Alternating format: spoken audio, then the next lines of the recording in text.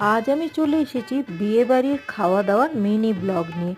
প্রথমেই আমাদের দিয়ে দেয়া হলো কাঁসার থালা, তার সাথে মিনারেল ওয়াটার, আর প্রথম পরিবেশন করা হলো গরম গরম ফিশ বাটার ফ্রাই।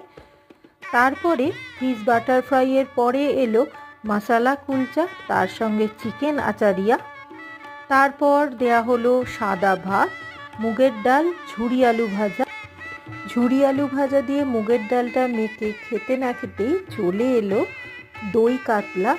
দই কাতলাটা ভীষণই ফ্রেশ ছিল, মানে মাছটা খুবই টেস্ট ছিল। তারপর চলে এলো চিংড়ি মাছের মালাইকারি, তারপর এলো মহারানী পোলাও, তার সাথে মাটন কষা, তারপর যথারীতি চাটনি, পাঁপড়, সন্দেশ আর রসগোল্লা ছিল, আমি আর সেটা খাইনি। তারপর আমরা আইসক্রিমটা স্টল থেকে খেয়ে নিলাম। যেটা বলার দরকার, রান্নাগুলো ছিল কিন্তু অসাধারণ।